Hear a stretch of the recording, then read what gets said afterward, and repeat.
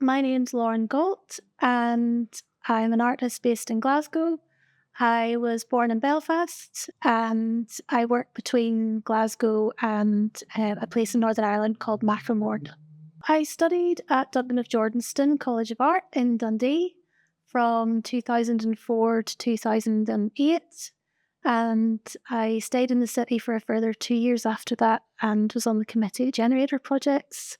My practice is mainly sculpture and installation. Sometimes within that, I can weave in moving image or sound. And I would say it's really research driven. So I often start with a sort of core idea, and then I try and find ways to best speak that. So try to find technologies or materials that can best express that concept. I really believe in sculpture. It's like an amazing way to communicate, or a communicative tool, like being a body that is in the same space as your body. And so I tend to make more sculptural works because of that reason. The exhibition is titled Bone, Stone, Voice Alone, and it holds one of the key kind of concepts or figures that is knitted into the exhibition, which is the figure of Echo from the Echo myth. The title describes her transformation. So she was a nymph that was punished for being too talkative. And as a result, she was grief-stricken, and she slowly faded away and changed from bone to stone, and then eventually just voice. So sort of voice without a body. The figure of Echo was really a core kind of integral kind of research component and figure within the show. And the title kind of holds that transformative process that not only talks about her progression from figure into voice and voice alone, but it also describes the geological aspect to that transformation. So the materiality of her and the process, her relationship to speech and agency, was something that I have explored within this exhibition. And also thinking about, if a figure who has had speech taken away or has been censored, what she is capable or potentially capable of speaking through her echoing process are things like environmental change. It was really important to think about like agency within repetition and agency within her repeating process. She's also such a contemporary figure because we're dealing with so many disembodied voices, or voices without bodies, through AI and other technologies that hold a voice that we can't place. For the exhibition, I worked with a number of people and a number of facilities that I researched as a way to best express or develop the kind of key concepts or ideas within the show. And I was really keen, because of my connection to the city, to really tie the making of the exhibition to the city itself, and research and explore the various like individuals and technologies and facilities that exist within Dundee as a city. For a number of years now, I've been interested in trying to find different ways to encounter or see into or listen to objects. And a past project that I just completed working on involves scanning some fossils as a way to see into fossil specimens and reveal things that you couldn't necessarily see with the eye.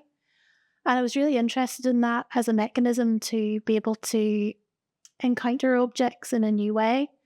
And it was through working with the University of Dundee and the Forensic Art Department, who happened to have a studio opposite mine whenever I was a student, and I was always very intrigued by them. I explored with them the various technologies that they used, and they kind of were a pathway to find this amazing facility at the School of Medicine.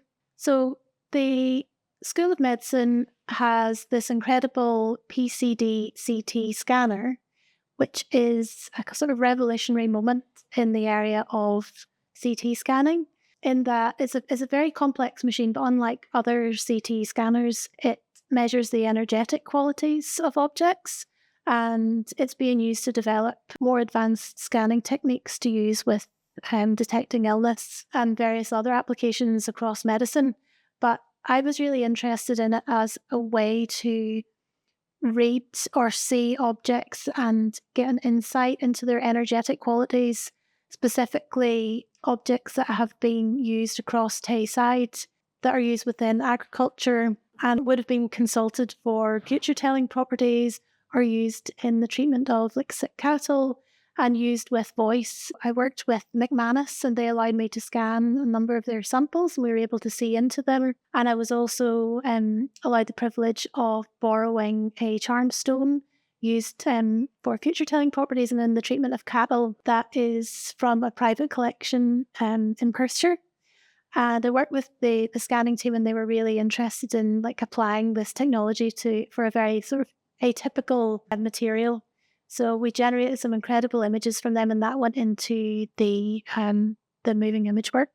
I was also really interested in like visiting sites or thinking about sites across Tayside that I suppose were places to think about the themes within the show or places that held specific historical interest or kind of were particularly resonant in terms of environment or voice.